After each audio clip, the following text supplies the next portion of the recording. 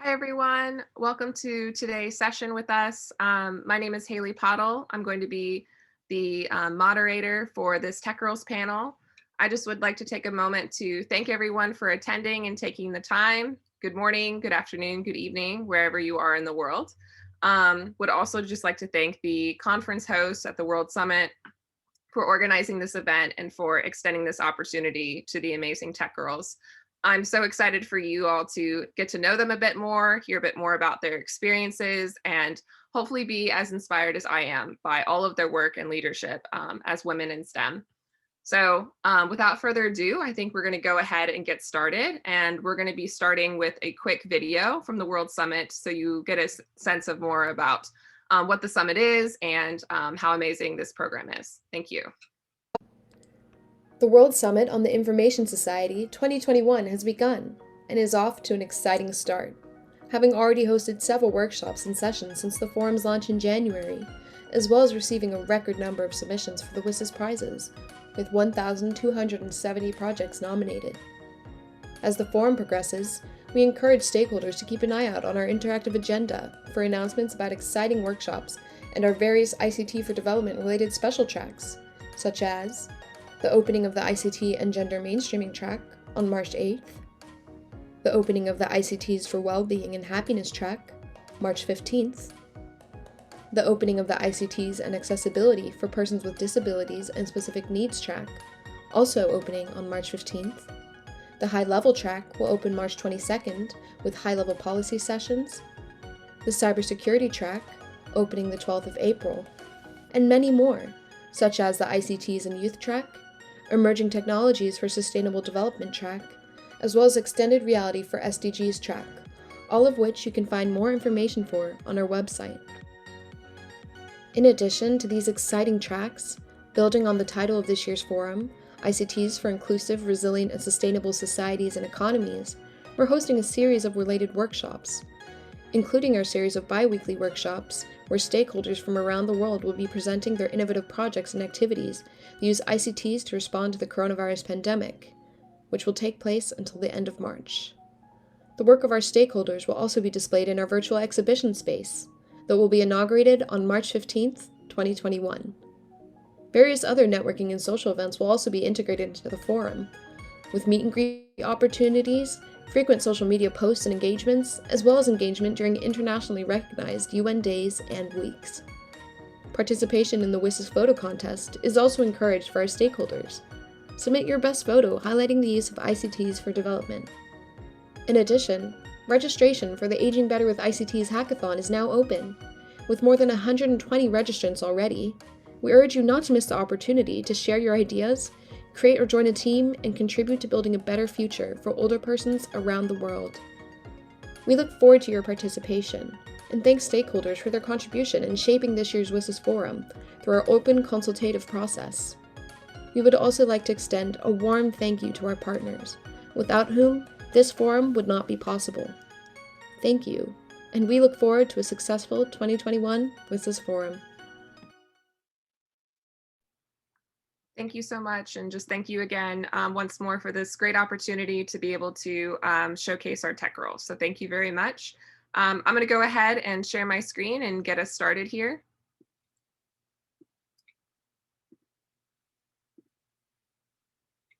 So as you all know, you've been able to get a wonderful introduction on the World Summit and the incredible work that is being done across the globe. I'm so excited to share, as you all have seen, our incredible Tech Girls panelists. So we have girls represented across program years as well as countries and just a variety of STEM experiences. So we will be hearing from 7 different Tech Girls today from across the Middle East, North Africa, Central Asia, and the United States today. They are ranging from our original year with Tech Girls in 2012 and all the way to last year in 2020 when we went virtual. So I'm very excited for you all to hear a bit more about their experiences in the program and how they've gone on to do amazing things for girls in STEM. So you all can see here, I'll just be providing a quick introduction. I don't want to take too much time from the panel, so just a quick introduction about what TechGirls is and just so you have a background for the program. So The main purpose for TechGirls is truly to support and connect the next generation of women leaders in STEM, so in science, technology, engineering, and math. For those of you who do not know, TechGirls is an initiative of the US Department of State's Bureau of Educational and Cultural Affairs, and it's been administered by Legacy International since 2012. And we do this in partnership with Virginia Tech University in the United States. This initiative was spearheaded by Hillary Clinton when she was Secretary of State, just following after the Arab Spring and recognizing the need for the United States to really be able to empower and equip young girls to be able to pursue studies and careers in the STEM fields. She initially spearheaded the Tech Women program in the year prior, which works with young professionals and just recognized the need to really be able to pique that interest for girls in high school. This program works with 15 to 17-year-olds across the Middle East and North Africa and Central Asia. So in terms of where these tech girls are from, you'll see a lot of countries represented here today. And in the initial program years, we worked with countries across the Middle East and North Africa. We currently work with Algeria and Egypt, Jordan and Lebanon, Morocco and Palestinian territories, and Tunisia. And we are so excited to say that we were able to expand out to Central Asia in 2019. So we now include Kazakhstan and Kyrgyzstan, Tajikistan, and Uzbekistan. And as you can see from this map as well, we also include the United States with our US Youth Ambassador programs. So again, we have such a wide array of geographical diversity in this program, and we're just so thrilled to be able to have more parts of the world represented in TechGirls. In terms of the TechGirls program, again, what I'll be sharing is in pre-COVID times, if you will, in terms of the structure of the program. So it's a totally immersive experience in the United States. The girls are exposed to a variety of careers in STEM. I'll be going in the next slide about a little bit about what that looks like. And it is followed by 6 months of coaching and mentoring as they implement projects to improve their communities. I think you'll be hearing a bit more about some of those projects today. In addition, they're going to be gaining mentorship as a part of women in this alumni network. So again, we have girls who went through the program in 2012 and all the way from last year. And as I previously mentioned, we also have our partner with the Tech Women program. So we're so thrilled as a part of the alumni engagement. We have Tech Women who provide mentorship, and there's the Tech Women and Tech Girls clubs that enact engagement activities for youth and women in STEM and their home communities. I believe we have some tech women on this call supporting our tech girls today. So special shout out to any tech women who are on this call today. And finally, we're really enhancing just the network for these tech girls and getting to connect with job shadow hosts and professors and professionals in the field from the United States. And just a quick overview in terms of some of the things that the girls are exposed to in this program is lots of tech training from Virginia Tech. We also include lab visits and exposure to a variety of STEM fields. There is a huge focus on leadership and global citizenship skills that they gain in the program, as well as lots of immersive experiences, including host families, job shadowing, cultural events, service projects, and we're thrilled to add NASA to our partnership list in 2019, and also exposure to Capitol Hill and US government. And we had as all of us had to go virtual in 2020, TechGirls went virtual as well. And Ruhi from the US on this call today will be able to share a little bit more about what her virtual experience was like. We had a 3-week virtual program in response to COVID. We did include our full 62 girls from the 12 different countries. We had a combination of synchronous and asynchronous engagement, which means that we had some Zoom calls. We also had a lot of discussions that were on different platforms, and we had some different learning fields that we focused on for the girls. They created app prototypes for mobile devices. They created plans to support sustainability in their countries. A variety of projects came out of this program. Finally, before we just get started on our panel officially, I just want to highlight the TechGirls multiplier effect. They have truly gone on to do incredible things, including tech achievements, community engagement, educational opportunities, and the global network. These tech girls truly go on to change the world, and just very grateful for all of their leadership and just all of the exceptional work that they do in their communities. So without further ado, I'd love to be able to turn it over to our tech girls to provide a quick introduction about who they are and where they're from, as well as what they're up to now, and just a very brief recap of a highlight of their tech girls experience and how it's impacted their lives. So I think that it only serves us right to start with our original cohort tech girl, Laura, to introduce herself and provide us a little bit of background of who she is.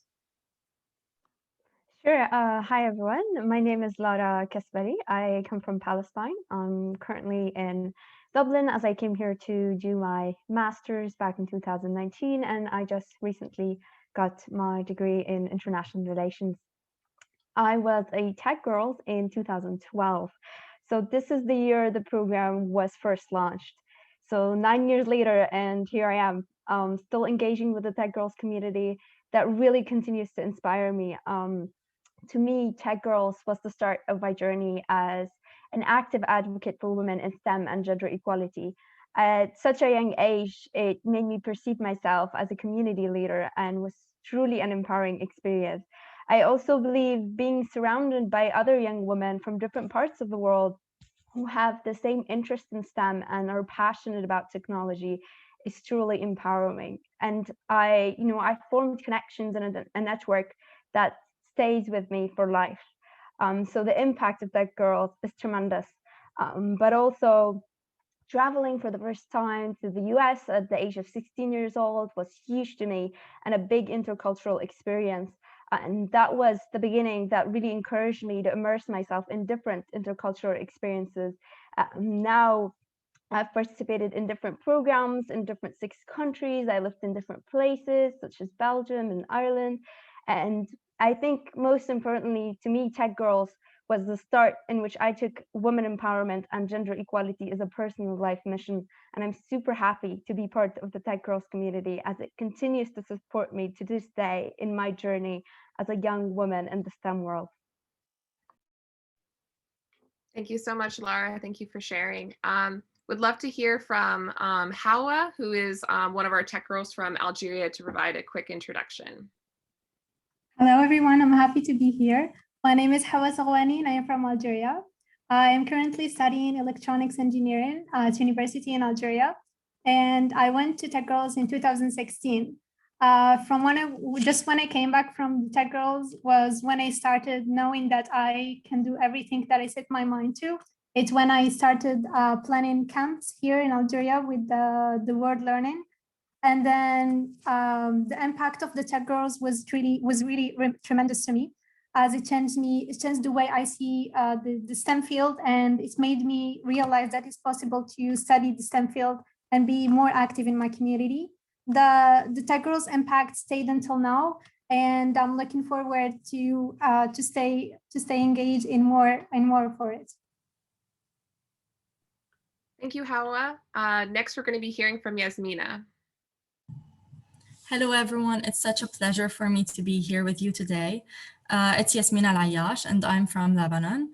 I'm a Tech Girl 2019, and I'm glad to say that I'm a Tech Girl 2019, for that was the year where a whole lot of things were added to the program.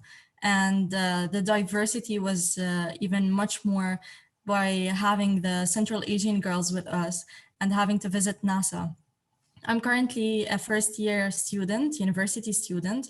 I'm studying bioinformatics. And I can say that the highlight of the Tech Girls program was not only by the sisterhood that I got to build, it was also with the chances that I had and the opportunities of meeting and networking with inspiring women from all over the world. I also got the chance to job shadow at Google, and in addition to visiting NASA and having to present the MENA region Tech Girls in a speech at the Capitol Hill and a different speech at the Capstone event at AT&T, I can say that this program made me believe in my abilities and made the doubt that I had just slip away. I'm more than happy to be here and more than happy to be in the Tech Girls community that never fails to support me. Thank you so much, Yasmina. Next, we'll be hearing from Asma.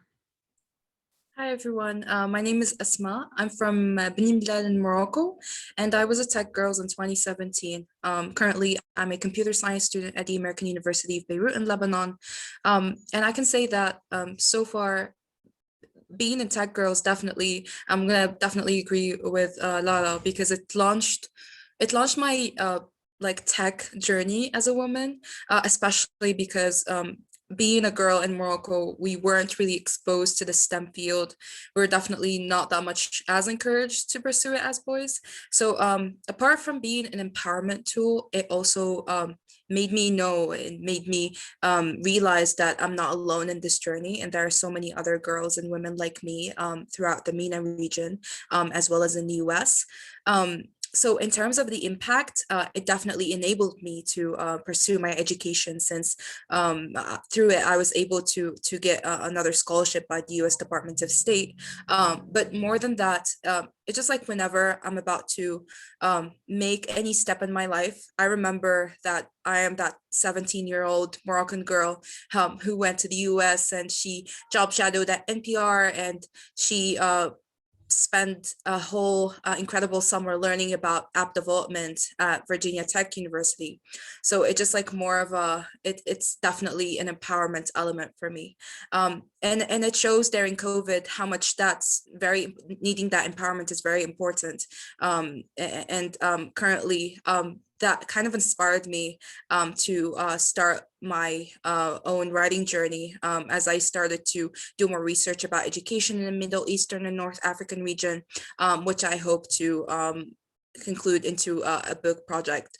Apart from it, it's just like including stories from women and girls like me, and learning from their journeys as girls in this region. Thank you so much. Next, we'll be hearing from Sivara. Hello, everyone. My name is Sivara Karhanova. I'm from Tashkent, Uzbekistan, and I'm a Tech Girl 2019.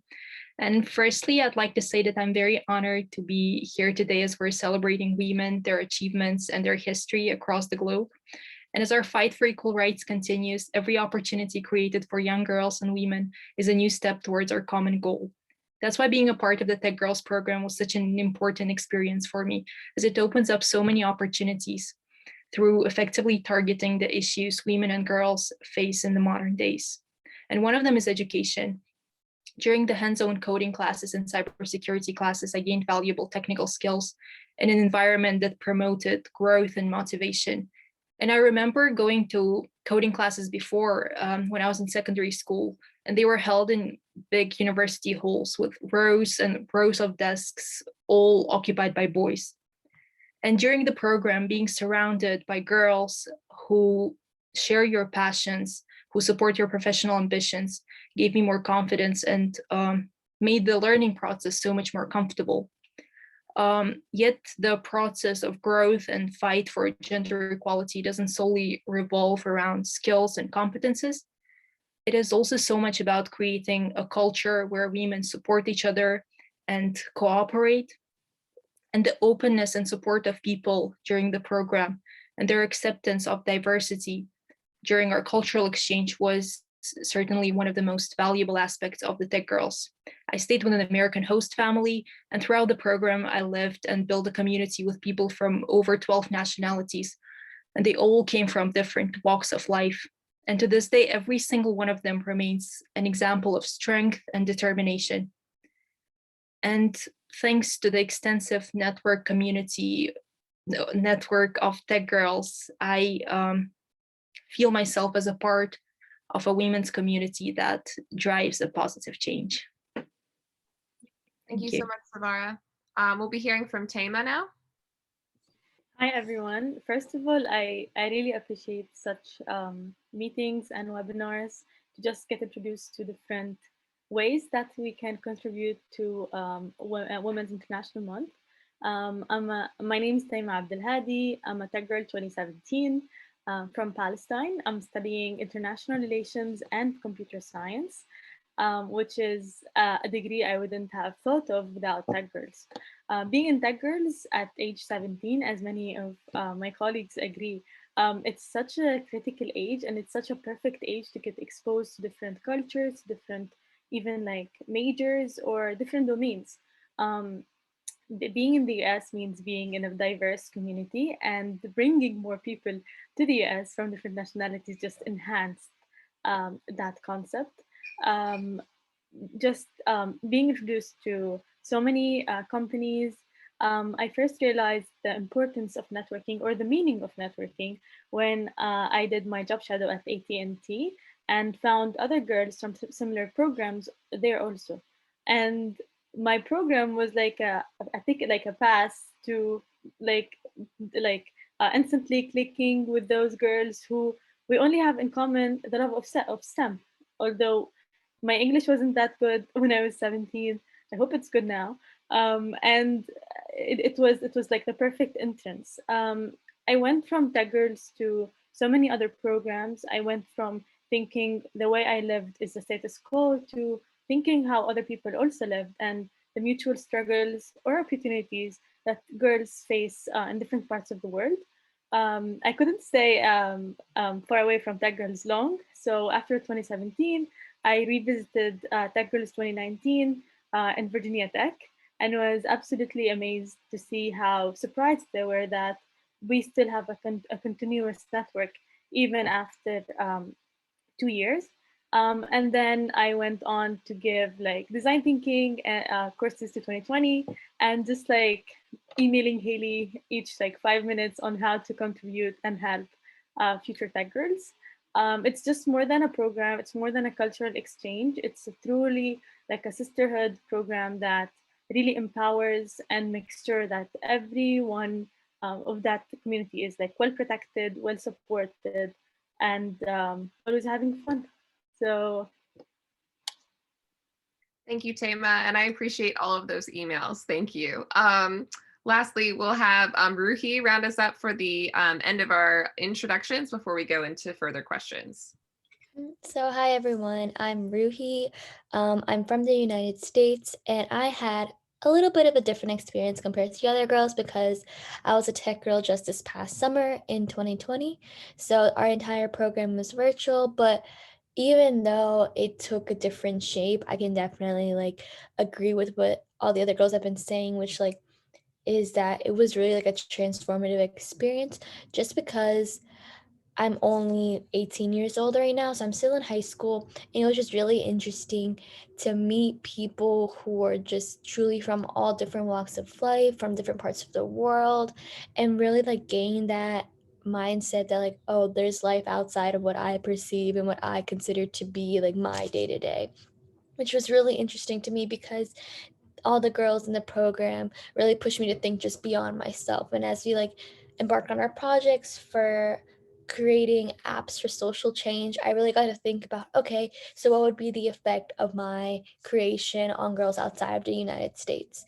But beyond just that, I also got that feeling of like, oh, even though I grew up here, there still is like that big gap between the women and men in the United States and in pursuing STEM careers. So it was nice to have like a community of girls who shared some of like the struggles I shared and shared some of the experience I shared and also could give me insight on stuff like I didn't really understand or just some things to get through being a woman in STEM, because although it can be really amazing, it can also be really difficult at times. So I'm really grateful for that. And as I think about my experience now after participating in the summer program, I've definitely been able to really remain part of the community. And there's just been so many resources that I've used to help me. Like right now, I'm working on a computer science club at my school. And there's just so many times I've like reached out to Haley and be like, okay, like, do you have some icebreakers or do you have some activities for me? Because I really need some help. And like, she's always been there. And not only Haley, I've had other girls from past tech girl cohorts shared like some courses they've done, some like activities they've done, and really just help me out in a way that I hope to give back to the whole network when I'm able to as well. So I'm just really grateful for being part of this whole community and can't wait to see where else it takes me. Thank you so much, Ruhi, and thank you so much to all of our panelists. I'm really excited to go into our next question and looking at just addressing the COVID era. So we would all love to hear a bit about what you've been working on, what you've been accomplishing, and just what your experience has been during the time of COVID to truly promote gender equality. So I think we're going to go back to Laura, who is from our original cohort, and hear from her first, and then we'll go through all the panelists. Yeah, so last year during the pandemic, I was doing my Master's of Science in International Relations at UCD, University College Dublin in Ireland. Challenging times to say the least, but yet a motivator to dedicate my research to support gender equality, knowing that the specific impact the pandemic has had on women. I was able to produce a research concerning women in the leadership space, in particular in the Palestinian political system, exploring the challenges and the obstacles they face. Truly an inspiring experience as I got to talk to different women politicians, women ministers, women ambassadors who changed history and has allowed for progressive conversations on gender equality to happen today. This is also to highlight how important Women's History Month is as well.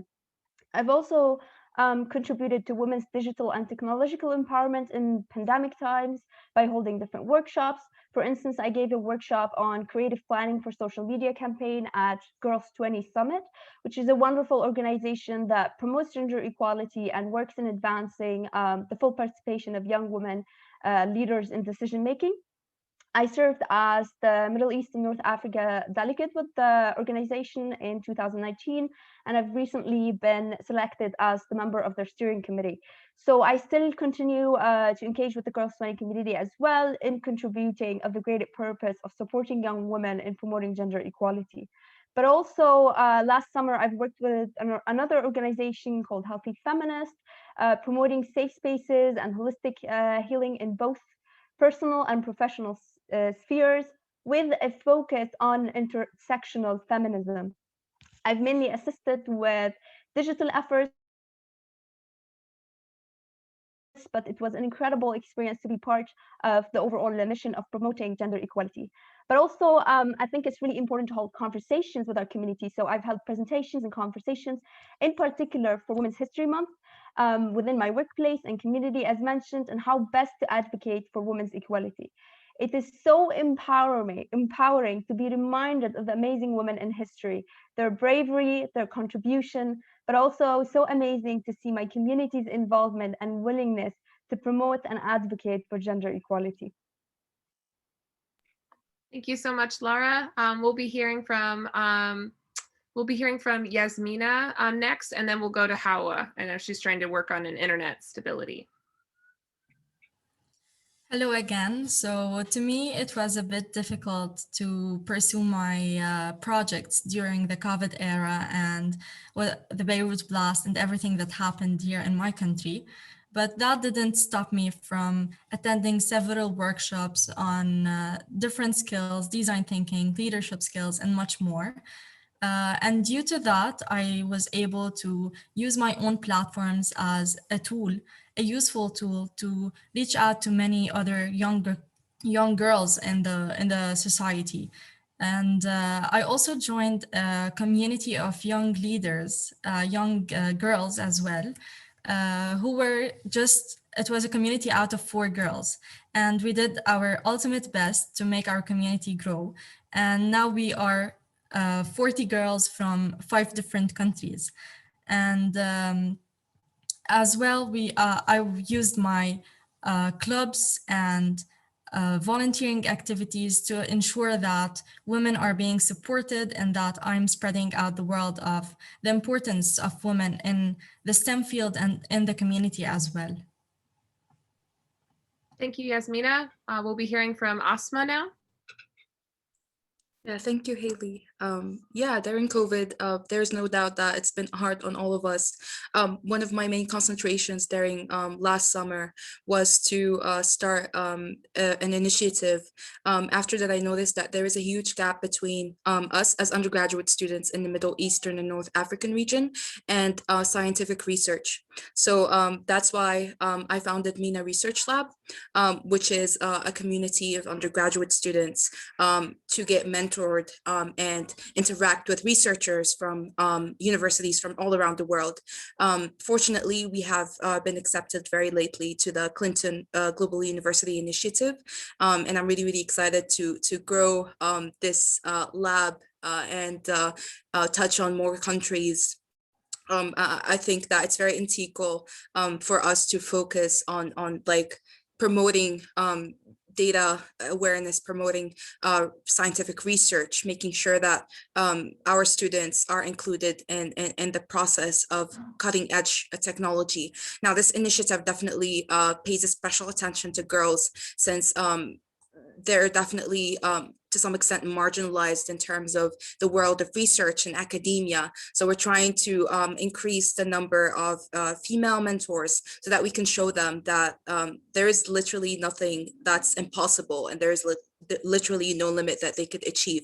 Apart from that, I've been just like working independently, providing advising and consulting services to like young girls who are kind of confused of what they would like to pursue. It's just like, I think that mentorship is just like in general is a very, very huge part of every girl's life. And I'm trying to just like pass that. And that's definitely something that I learned from my experience in TechGirls. Thank you so much. Next, we'll be hearing from Sivara. So during the pandemic, due to the technological advancements, we were able to carry on with our daily activities virtually.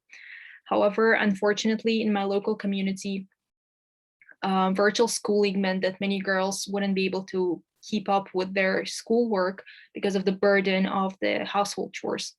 So I tried to help younger girls through organizing virtual lessons to help them with their school studies.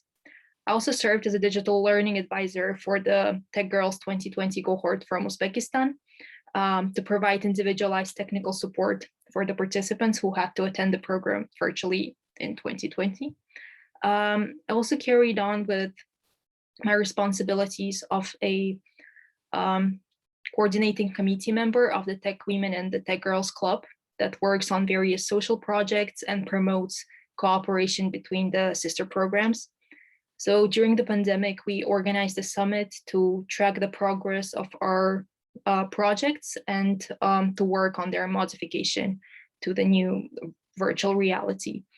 And before I was a part of the project meant to support mentorship and a volunteering culture in Uzbekistan. And after a modification, it was decided that I would help Technovation coordinators and teams on the final stage of their competition. And Technovation is another tech initiative for young girls. And currently, I'm a part of the Eco Network project that aims to raise awareness about the environmental problems and promote eco habits. I was also chosen to be TechGirls Alumni Council Officer and work on mentorship and advocacy in the STEM field. And I plan to relaunch my project on UN Sustainable Development Goals that was affected by the pandemic. So last year I had to cancel climate change themed fair that was aimed to fundraise for female hygienic products for female prisoners and homeless people. That's pretty much it. I carry on my work, and I believe that if I can help at least one girl or woman with their education or providing basic needs, it will reflect positively on our fight for equal rights. Thank you. Thank you so much, Sivara, for that just inspiring words. We're going to have Tama go next. Thank you, Hailey. So first, for me, every day is an International Women's Day. It's not just this month because, you know, as long as there's struggle, as long as we see problems that needs to be fixed, we won't wait for the months to fix them or raise awareness on them. I personally, on my domain, I try to include, as I'm studying international relations and computer science, I'm working a lot with digital rights, or I'm researching a lot with digital rights and digital threats, especially to females, which I think is something that's not looked at as much. I also work at an initiative called All Girls Code. I'm currently the director of technology there, and we have year-long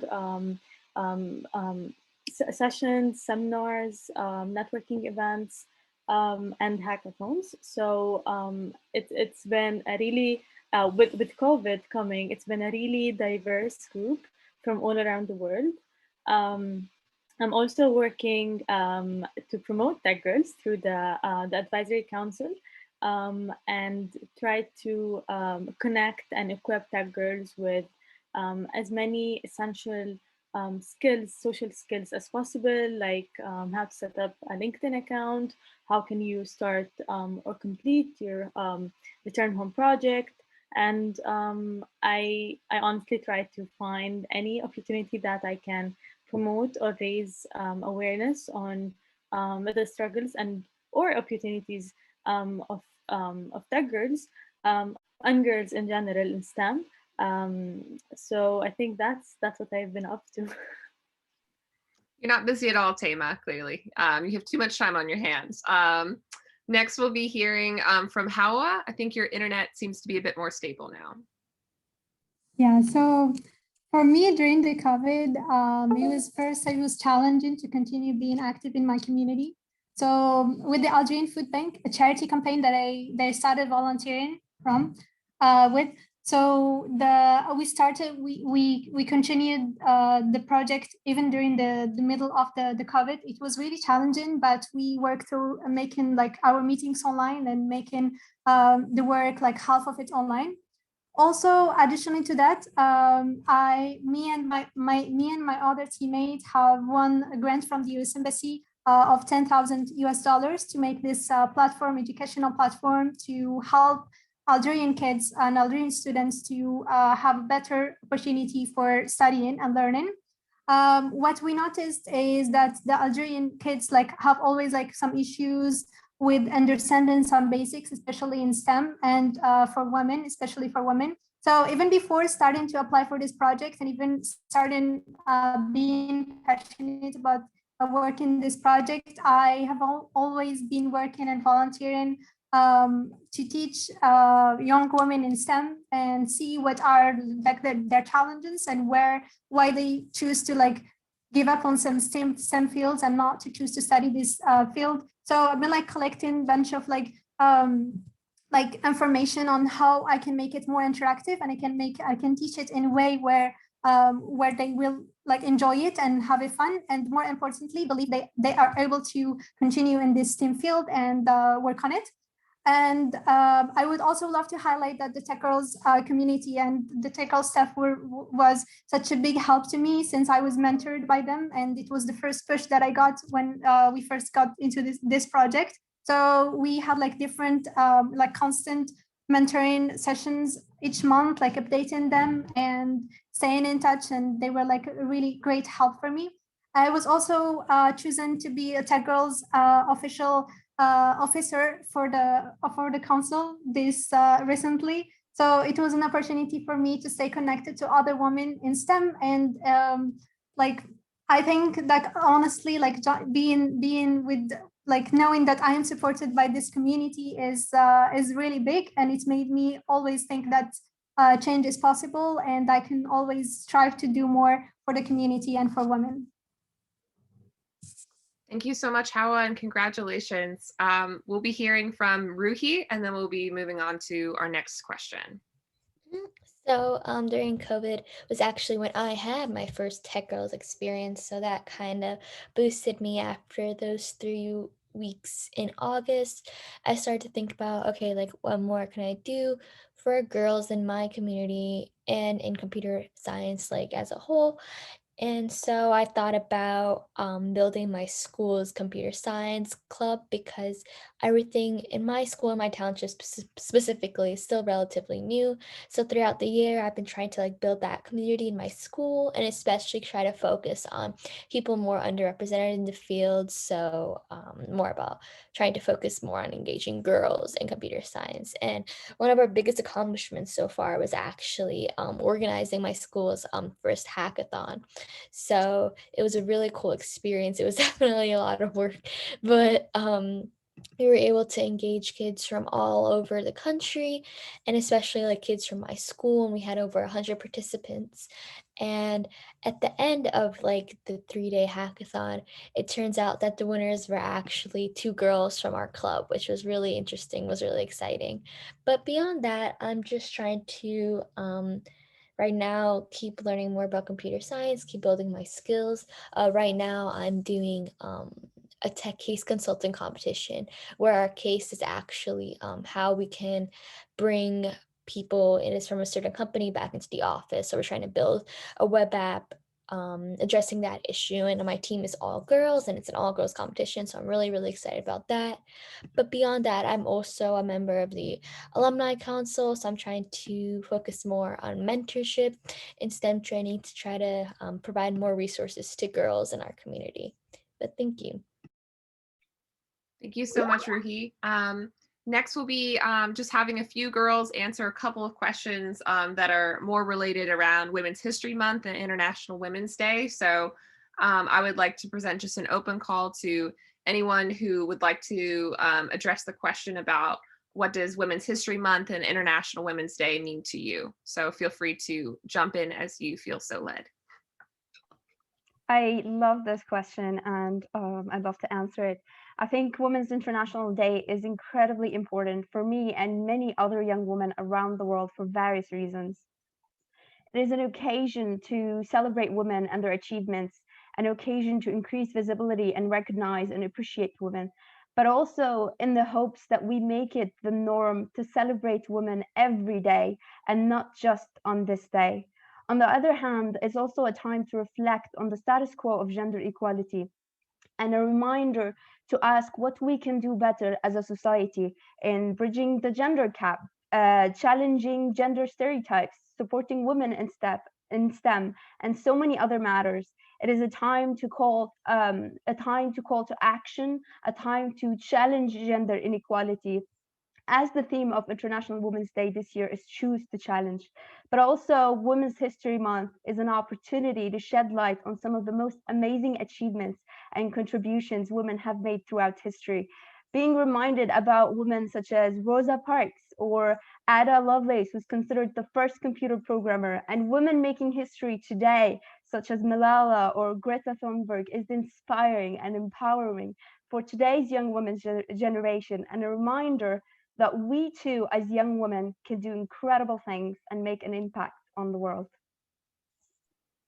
Thank you so much, Lara. I see Tama had her hand raised, so I'll let her go. Yeah, I think, as I said, as much as there is struggle, there needs to be an action, and that should not only be in International Women's Month. I'd like to say that International Women's Month, as much as it is to celebrate, but it's also to shed light on cases that are yet to be solved. We are very, very grateful to have firsts, but we are waiting for so many women to follow those firsts. We are not satisfied with having first, and then ending the role there. We want females to pursue and feel that they have the choice to pursue any career they want in any domain they want, without it being some kind of like a virtue from the person who's hiring, or because they are committed to some laws that they don't want to break. I also want to say that Women's History Month is not for discounts, is not for so many people just like take advantage for that and like commercialize it as if it's like a month for sale. And I would be really happy to just pull back the cart to its way and say, this is a month where we remember the firsts and we fight for many more. So thank you. Thank you so much. I see Sivara.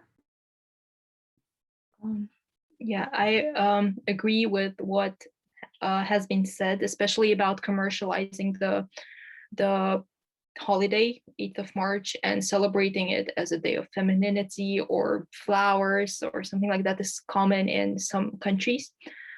For me, International Women's Day is foremost a historical date when we celebrate women's achievements and remember their extensive efforts to succeed in a society that wouldn't grant them equal rights and opportunities. Because these women were able to overcome sexism, misogyny, and so many more obstacles, we are able to enjoy the rights we have today. So it is a day to recognize every single woman who fought for our freedoms. International Women's Day is also very important to reflect on the societies we live in.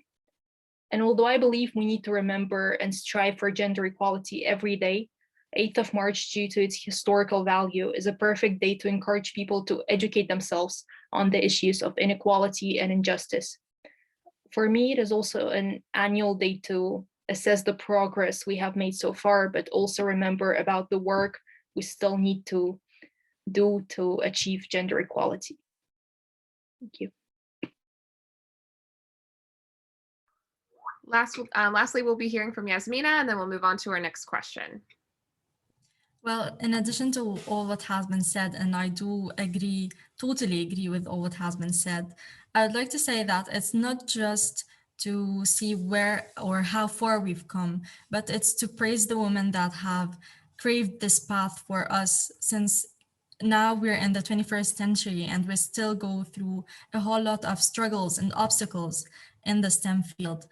Entering a class that has only a minority of girls still is a struggle and still is a problem that we see in our daily lives. And I think that this month just sheds light on the importance of women in STEM and the accomplishments we have done so far and the accomplishments ahead of us. I think that's all I get to share. Thank you so much, Yasmina, and thank you all for those just wonderful responses. Next, we're going to be sharing a little bit about women that you all look up to and why. So I just would like to give an open call to anyone who would like to share about a woman or women that they look up to and why. Yeah, I would love to start with that. I think that I have been so far fortunate enough to be surrounded by so many inspiring women. I can talk about one single woman who has been kind of very influential of what I would like to pursue in my journey, and that would be actually one of our one of the few female professors in my computer science department, Dr. Fatima Abu Salim. And I think it all started definitely when I took this this course with her, and just like seeing how much supportive she is, how much resourceful she is, and how much she is very invested in making sure that us as women, computer scientists, her female students in the computer science department feel as included in the conversation as our male counterparts. And I've been just like fortunate enough to be mentored by her, and like having such a woman, such an extremely intelligent woman to share experience with me, and to put so much effort into making sure that we foster such an inclusive environment has been definitely impactful on me. One of the latest projects that she's leading right now is pursuing a research in collaboration with us undergraduate students as well as graduates to kind of identify what's the gap and why we don't have as many women students in our computer science classes, which I think is a really incredible initiative. Yeah, so I can say that I really hope, and I really do know that there are so many other women like her, and I'm hoping to continue on meeting them and be inspired by them. Thank you, Asma. Would love for anyone else who'd like to share as well.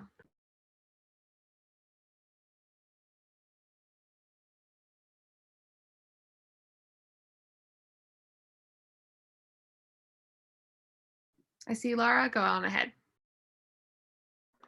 Sure. So this I really like this question as well. I think if I had to choose somebody, even though it's very difficult, there's a lot of women that I look up to. I'd probably say Jacinda Ardern, the Prime Minister of New Zealand, one of the world's youngest female prime ministers when she was elected at, I think, only 37. She's an incredible leader, a role model to many young women around the world. She has successfully led her country in one of the most difficult times of the pandemic. She's able to face challenges and adversity with courage and strength.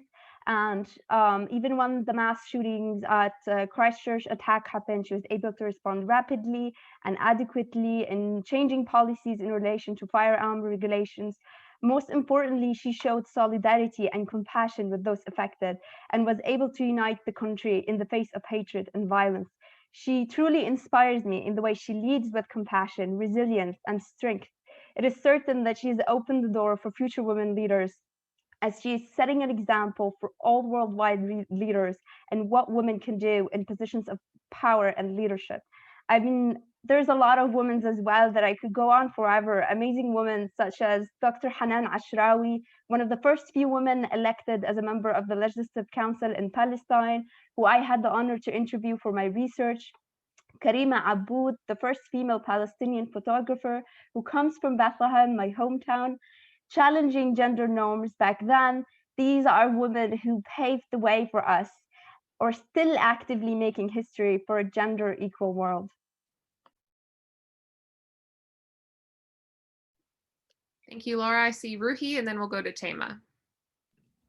Yeah, so one woman that I really look up to, especially right now, in the United States, we have a really firecracker of a congresswoman, Alexandria Ocasio-Cortez, and she is amazing because she is so powerful and she speaks with such like passion and energy, and she's so passionate about everything she does. She's actually here intimidating all like the men who have been in the government for so long, and everyone kind of speaks out against her. Like they make AOC a very easy target, but she kind of takes it with like a grain of salt, and she continues to do what she's doing to advocate for greener policies, for more equitable policies, and doesn't let what like the men are saying to her and people who are doubting her get to her. She continues to just try her best and work for the best for the people, and I feel like that's really inspiring, just because it's hard if you're working on such a big platform. You have so many people that you feel like are against you, but she just does an amazing job of sticking with what she wants to do and advocating for herself and others. So yeah, she's really inspiring. Thank you so much, Ruhi. And Tema. One particular woman that pops in my mind is the founder of my university, actually, Nabiha Nasser. She founded, first of all, she felt the need to have an elementary school way back. I think I don't even remember the date for girls, because girls couldn't go to school unless it's closed due to occupation and all the political status that was back then. So she founded her own elementary school to solve this problem, which turned into a high school and the secondary school, and then now one of the biggest universities in Palestine. She not only cared for the academic part, but she was the first one to introduce extracurricular activities, reading, and the true empowerment of her students, her female students, who now grew up to be leaders. I believe this is the mindset that we need to have, finding a problem and having the initiative to actually solve it with whatever resources we have. In particular, I feel for females who are under political statuses like occupation, like Palestine, who are facing double the discrimination, double the oppression that any female in other countries face. So I just want to lay that out, and I think we can move to the next question. Thank you so much, Tema, and thank you so much for sharing. The final question that we'll be having for our panelists before we wrap up for today, we'll just have a few of them share about How important is it for women to lift each other up, and what does that mean to you? So an open call to any tech girl who'd like to answer. I see Yasmina. This is one of the most questions that I really like. Since before going into the Tech Girls community, I always doubted myself and my abilities in STEM.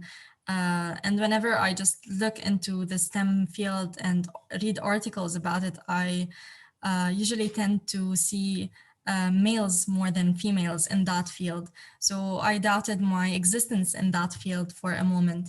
And after getting into the Tech Girls community and after having my first coding class, I just took a look into the room and I saw that how all the girls were just getting creative and innovative with the technology at hand, and how every one of us created her own game, and we were all sharing the same interest and the same motivation, one can say. I think supporting one another is the most important thing for us to be able to continue our journey and reach the peak of innovation using the STEM field. And I can see that when I need any help and reach out for any Tech Girl alumni or Tech Women alumni, how they support me and how I feel so happy to support any younger girl and a future leader. And listening the words of young girls telling me that you're an inspiration to us and what you've done, we would like to do that. I feel very happy, and I feel the pleasure to help more and more and motivate girls in my community. Thank you so much, Yasmina. Anyone else who would like to share? I see Sivara. Yep. I believe that promoting cooperation instead of competition is a way to achieve more progress and preserve peace. Unfortunately, in a male-dominated society, to assert their own role or to be recognized for their efforts, sometimes women resort to gender treachery.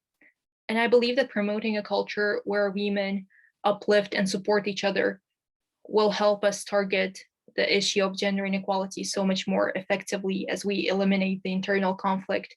And it also allows to unite people's efforts and for a common goal, of course.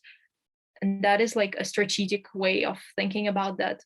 But of course, I believe that gender treachery in itself is rooted in male dominated, in male dominance, like in male dominated society and the norms.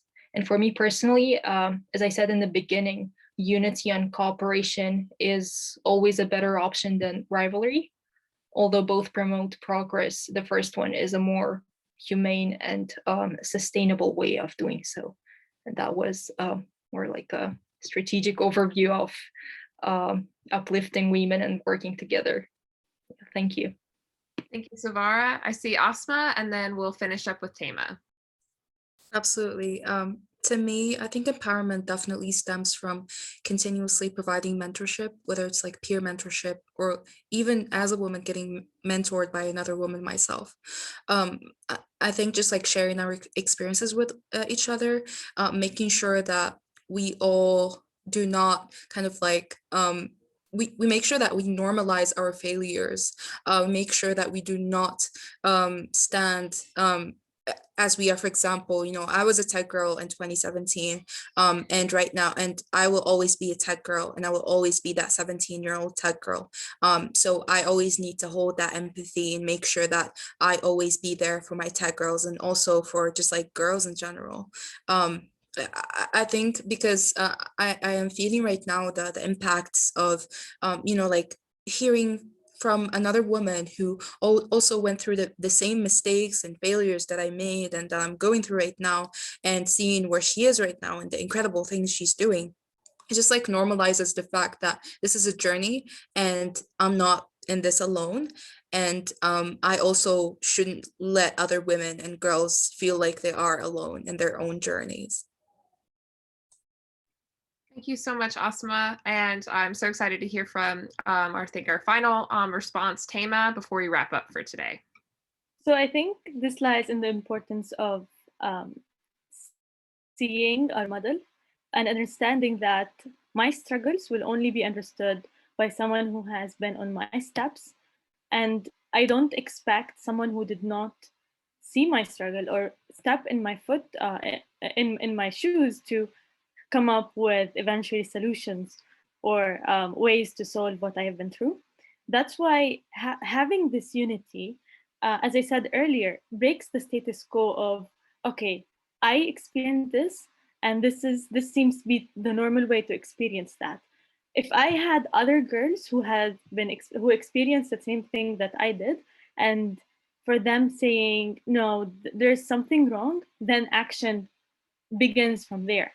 If I only experienced it and said, okay, this is the normal way to do it, if another female experienced and said this is the only way to do it, we won't create change, and we won't pinpoint challenges and problems that we need to fix in the system. One more thing is that it's really important to understand that injustice in a place is a threat to justice everywhere. And it's important to say that not because females can vote in the US, then we need to stop fighting for that right and promoting that right, because we can count so many more countries that females don't even have the right to vote yet. This also measures into many more basic rights, like right to education, right to choice eventually, and being able to recognize that there are faults in the system, and there are countries that we need to do more than spread awareness and celebrate their cases or the women's achievements there is important. I'd like to note something from my own personal struggle as someone who's facing both occupation and gender inequality in the same place, which, as I said earlier, doubles my struggle and my oppression. Not being able to find, if I want to register in an international conference, which is meant to promote women, not being able to find my country listed in the country of residence, which is like a cancel culture. It cancels me and my struggles and my empowerment out of the total empowerment that the conference is trying to do. This is something that needs to be talked about more. It needs to be discussed more. If I cannot attend this conference that promotes and empowers women, it is faulty. It is reconstructing the system, but with more cancel culture, and it's not eventually achieving the goal of empowering females, no matter where you come from, no matter what language you speak, no matter the political system you're under. So I think this is really important. And what TechGirls is doing is, me as a Palestinian, I don't expect any of the TechGirls to go through what I did. But through TechGirls, I'm meeting those other TechGirls, and I'm introducing them and telling them my struggles. So, for example, next morning, Ruhi will wake up and say, okay, what advantages do I have as someone who's living in the US, who, for example, someone in Palestine wouldn't have? And that's where the movement begins. So I think this is very important.